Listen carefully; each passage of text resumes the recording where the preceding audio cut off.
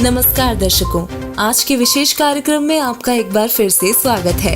आज की वीडियो में हम जगन्नाथ मंदिर से संबंधित रहस्य को उजागर करेंगे और बताएंगे कि कैसे उड़ीसा राज्य में जगन्नाथ मंदिर का निर्माण हुआ।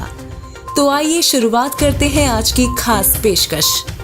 तो आइए अब बात करते हैं भारत के ओडिशा राज्य में स्थित जगन्नाथपुरी मंदिर की वास्तविक कथा के बारे में। अब तक नकली धर्मगुरुओं, संतों व महंतों द्वारा जगन्नाथपुरी की कई अलग अलग लोकवेद कथाएं प्रचलित की गई है। असलियत तो ये है कि आज तक भोले श्रद्धालुओं तक सच्चा ज्ञान पहुंच ही नहीं पाया। आगे हम जानेंगे कि जगन्नाथ मंदिर में कभी छुआछात क्यों नहीं होती, क्यों जगन्नाथ मंदिर में स्थापित तीनों मूर्तियों के हाथों के व पैरों के पंजे नहीं है, आखिर समुद्र से किसने जगन्नाथ मंदिर की रक्षा की थी, कौन है असली जगन्नाथ भगवान। ऐसी न्यूज ने जगत गुरु तत्वदर्शी संत रामपाल जी महाराज जी के सत्संगों के माध्यम से अपनी पड़ताल में इन सभी प्रश्नों के जवाब ढूंढ निकाले हैं। तो आइए जानते हैं जगन्नाथपुरी मंदिर की वास्तविक कथा। ओडिशा प्रांत में एक इंद्रदमन नाम का राजा था। वह भगवान श्री कृष्ण जी का अनन्य भक्त था। एक रात्रि को जब श्री कृष्ण जी ने राजा को स्वप्न में दर्शन देकर कहा कि जगन्नाथ नाम से मेरा एक मंदिर बनवा दे। श्री कृष्ण जी ने यह प्रयोग भी कहा कि इस मंदिर में मूर्ति पूजा नहीं करनी है, केवल एक संत छोड़ना है जो दर्शकों को पवित्र गीता अनुसार ज्ञान दे।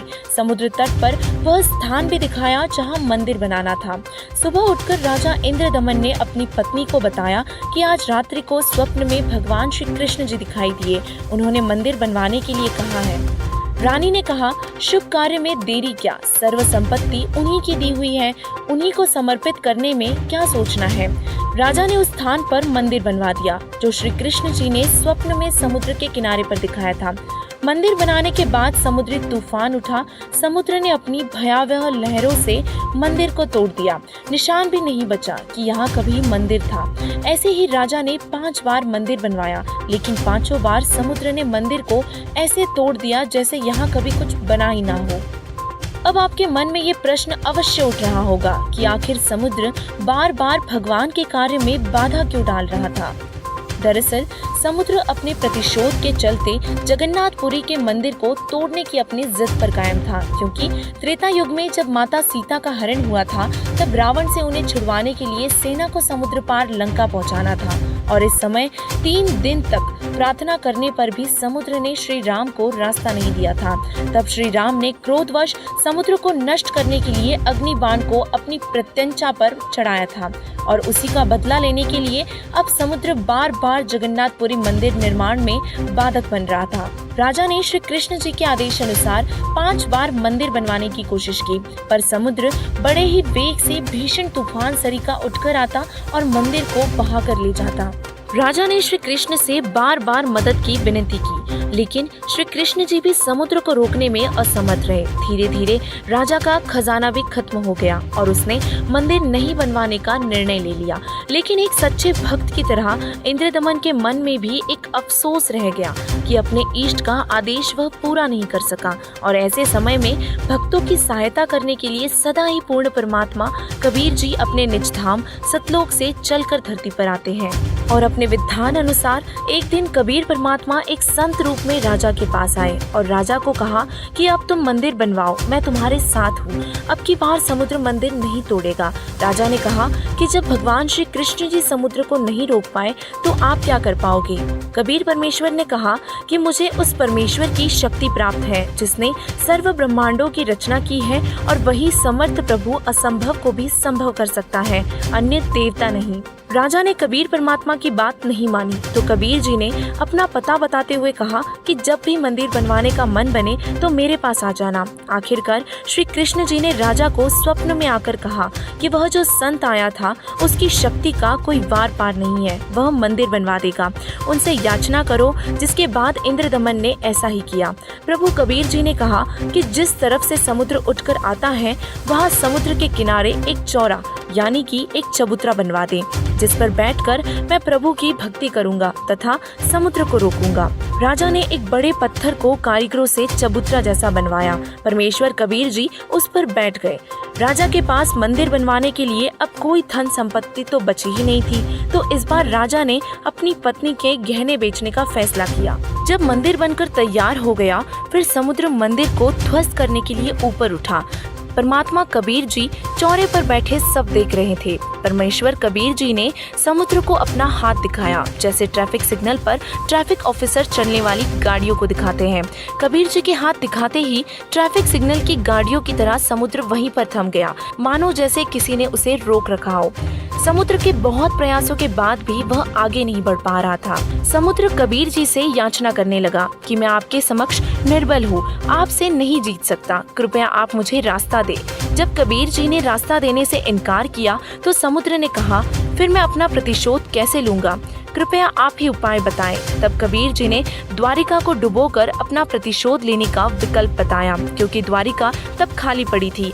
जिस स्थान पर कबीर जी ने समुद्र को रोका था, वह आज भी एक गुंबद यादगार के रूप में मौजूद है, जिसे कबीर चौरा नाम से जाना जाता है। तो आइए अब जानते हैं कि जगन्नाथपुरी मंदिर की मूर्तियां अधूरी क्यों है। जब कबीर जी की कृपा से जगन्नाथपुरी का मंदिर बन गया था, तब नाथ परंपरा के एक सिद्ध महात्मा आए। नाथ जी ने राजा से कहा कि राजा बहुत अच्छा मंदिर बनवा रहे हो, लेकिन इसमें मूर्ति भी स्थापित करनी चाहिए। मूर्ति बिना मंदिर कैसा, यह मेरा आदेश है। राजा इंद्रदमन ने हाथ जोड़कर कहा, नाथ जी, प्रभु श्री कृष्ण जी ने मुझे स्वप्न में दर्शन देकर मंदिर बनवाने का आदेश दिया था तथा कहा था कि इस महल में न तो मूर्ति रखनी है और न ही पाखंड पूजा करनी है। राजा की इस बात को सुनकर नाथ ने कहा, स्वप्न भी कोई सत्य होता है क्या? मेरे आदेश का पालन कीजिए तथा चंदन की लकड़ी की मूर्तियां अवश्य स्थापित कीजिएगा। ये कहकर नाथ जी बिना जलपान ग्रहण किए उठ गए। राजा ने डर के मारे चंदन की लकड़ियां मंगवाई तथा कारीगरों को मूर्तियां बनाने का आदेश दे दिया। एक मूर्ति श्री कृष्ण जी की स्थापित करने का आदेश श्री नाथ जी का था। फिर अन्य गुरुओं संतों ने राजा को राय दी कि अकेले प्रभु कैसे रहेंगे, वे तो श्री बलराम को सदा साथ रखते हैं। एक ने कहा, बहन सुभद्रा तो भगवान श्री कृष्ण जी की लाडली बहन थी, वह कैसे अपने भाई बिना रह सकती है। 3 मूर्तियां बनवाने का निर्णय लिया गया। 3 कारीगर नियुक्त किए। मूर्ति तैयार होते ही टुकड़े टुकड़े हो गई। ऐसे 3 बार मूर्तियां खंड हो गई। राजा बहुत चिंतित हुआ, सोचा मेरे भाग्य में यह यश व पुण्य कर्म है ही नहीं। मंदिर बनता है वह टूट जाता है, अब मूर्तियां भी टूट रही हैं। भगत समाज में भक्ति की आस्था बनाए रखने और भक्तों की पीड़ मिटाने के लिए एक बार फिर पूर्ण परमात्मा कबीर जी अपने निज धाम सतलोक से आए। इस बार परमात्मा एक मूर्तिकार के रूप में राज्य दरबार में पहुँचे। मूर्तिकार के रूप में आए परमात्मा ने राजा से कहा कि मुझे चंदन की मूर्तियां बनाने में 60 साल का अनुभव है। मैं मूर्तियां बनाऊंगा तो नहीं टूटेगी। मुझे एक कमरा दे दो जिसमें मैं मूर्तियां बनाऊंगा, और जब तक मूर्तियां नहीं बन जाती कोई भी कमरा न खोले। यदि किसी ने कमरे को खोला तो मैं अपना कार्य वहीं अधूरा छोड़ दूंगा और मूर्तियां जिस स्थिति में होंगी वह सदा के लिए वैसी ही रह जाएंगी। राजा ने वही किया। कमरे के बाहर पहरेदार लगवा दिए और सबको आदेश दे दिया कि कमरे में कोई न जाए। तो उधर कुछ दिन बाद नाथ जी फिर आए और पूछने लगे कि मूर्तियां अब तक क्यों नहीं बनी, मेरे आदेश का पालन क्यों नहीं हुआ। राजा ने डरते हुए पूरा वृत्तांत नाथ जी को बताया। इस पर नाथ जी ने कहा कि पिछले 10-12 दिन से वह कारीगर मूर्तियां बना रहा है, कहीं गलत मूर्तियां न बना दे, हमें मूर्तियों को देखना चाहिए। ये सोचकर राजा के बार बार मना करने पर भी नाथ जी कमरे में दाखिल हो गए। नाथ जी ने जैसे ही कमरा खोला तो कमरे से कबीर परमात्मा गायब हो गए। राजा ने देखा तो तीनों मूर्तियां बन चुकी थी, लेकिन तीनों मूर्तियों के हाथ और पाँव के पंजे बनने शेष थे। कबीर जी की चेतावनी के बावजूद बीच में ही व्यवधान उत्पन्न होने के कारण मूर्तियों का कार्य अधूरा ही रह गया। यही कारण है कि मंदिर में बगैर हाथ पैर के पंजों वाली मूर्तियां ही रखी गई। तो आइए अब जानते हैं कि आखिर क्यों जगन्नाथपुरी के मंदिर में कभी छुआछूत नहीं होती। जगन्नाथपुरी मंदिर और मूर्तियों के निर्माण के कुछ समय उपरांत मंदिर में मूर्तियों की प्राण प्रतिष्ठा करने के लिए कुछ पंडित राज दरबार पहुँचे। सर्व पांडे तथा मुख्य पांडा व राज्य तथा अन्य सैनिक व श्रद्धालु मूर्तियों में प्राण स्थापना करने के लिए मंदिर की ओर चल पड़े। पूर्ण परमेश्वर कबीर देव जी एक शूद्र का रूप धारण करके मंदिर के मुख्य द्वार के मध्य में मंदिर की ओर मुख करके खड़े हो गए। ऐसी लीला कर रहे थे कि मानो जैसे उन्हें ज्ञान ही नहीं है कि पीछे से प्रभु की प्राण स्थापना की सेना आ रही है। आगे आगे मुख्य पांडा चल रहा था। परमेश्वर फिर भी द्वार के मध्य में ही खड़े रहे। निकट आकर एक मुख्य पांडे ने शूद्र रूप में खड़े परमेश्वर को ऐसे धक्का मारा कि दूर जा गिरे तथा एकांत स्थान पर शूद्र लीला करते हुए बैठ गए। राजा सहित सर्व श्रद्धालुओं ने मंदिर के अंदर जाकर देखा तो सर्व मूर्तियां उसी द्वार पर खड़े शूद्र रूप में परमेश्वर का रूप धारण किए हुए थी। इस कौतुक को देखकर उपस्थित व्यक्ति अचंभित हो गए। मुख्य पांडा कहने लगा कि प्रभु अशुद्ध हो गए हैं, क्योंकि मुख्य द्वार पर उस शूद्र ने अशुद्ध कर दिया है और इसीलिए सर्व मूर्तियों ने शूद्र रूप धारण कर दिया है। बड़ा अनिष्ट हो गया। जिसके बाद मूर्तियों को और स्वयं को कई बार गंगा जल से स्वच्छ करके पांडा द्वारा मूर्तियों की प्राण स्थापना की गई। कुछ दिन पश्चात जिस पांडे ने प्रभु कबीर जी को शूद्र रूप में धक्का मारा था, उसको कुष्ठ रोग हो गया। सर्व औषधियों का प्रयोग करने पर भी स्वस्थ नहीं हो पाया, बल्कि कुष्ठ रोग का कष्ट और अधिक से अधिक बढ़ता ही चला गया। सर्व उपासनाएं भी की, श्री जगन्नाथ जी से रो रो कर संकट निवारण के लिए प्रार्थना भी की, परंतु सर्व निष्फल रही। एक रात स्वप्न में श्री कृष्ण जी ने दर्शन दिए तथा कहा, पांडे, उस संत के चरण धोकर चरणामृत पान कर जिसको तूने मंदिर के मुख्य द्वार पर धक्का मारा था। तब उसके आशीर्वाद से तेरा कुष्ठ रोग ठीक हो जाएगा। यदि उसने तुझे हृदय से क्षमा किया तो ठीक, अन्यथा नहीं। अब मरता क्या नहीं करता। वह मुख्य पांडा सवेरे उठा, कई सहयोगी पांडवों को साथ लेकर उस स्थान पर गया जहाँ पर प्रभु कबीर शूद्र रूप में विराजमान थे। जो ही पांडा प्रभु के निकट आया तो परमेश्वर उठकर चल पड़े तथा कहा कि हे पांडे, मैं तो अछूत हूँ, मेरे से दूर रहना, कहीं आप अपवित्र न हो जाए। पांडा निकट पहुंचा तो परमेश्वर और आगे चल पड़े। तब पांडा फूट फूट कर रोने लगा तथा कहा, हे परवरदिगार, मेरा दोष क्षमा कर दो। तब दयालु प्रभु रुक गए। पांडे ने आदर के साथ एक स्वच्छ वस्त्र जमीन पर बिछाकर प्रभु को बैठने की प्रार्थना की। प्रभु उस वस्त्र पर बैठ गए। तब उस पांडे ने स्वयं चरण धोए तथा चरणामृत को पात्र में वापस डाल दिया।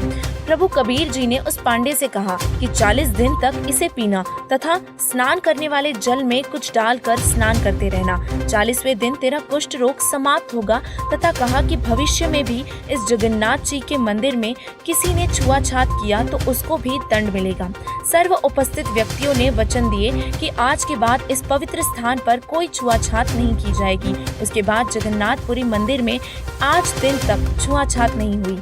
इसी विषय में पूर्ण परमात्मा कबीर देव जी ने कहा है कि अज्ञानता व पाखंडवाद की चरम सीमा देखिए।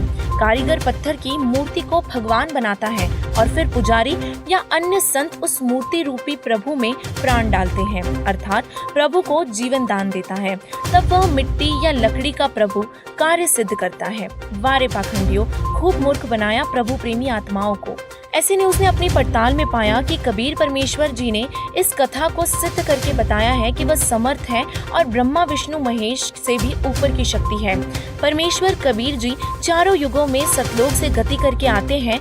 सतयुग में सत सुकृत नाम से, त्रेता युग में मुनिंदर नाम से, द्वापर में करुणामय नाम से और कलयुग में अपने असली नाम कबीर नाम से आते हैं। और यही सत्य वर्तमान में भी संत रामपाल जी महाराज जी ने बताया है कि आत्म कल्याण तो केवल पवित्र गीता जी व पवित्र वेदों में वर्णित तथा परमेश्वर कबीर जी के द्वारा दिए गए तत्व ज्ञान के अनुसार भक्ति साधना करने मात्र से ही संभव है, अन्यथा शास्त्र विरुद्ध होने से मानव जीवन व्यर्थ हो जाएगा।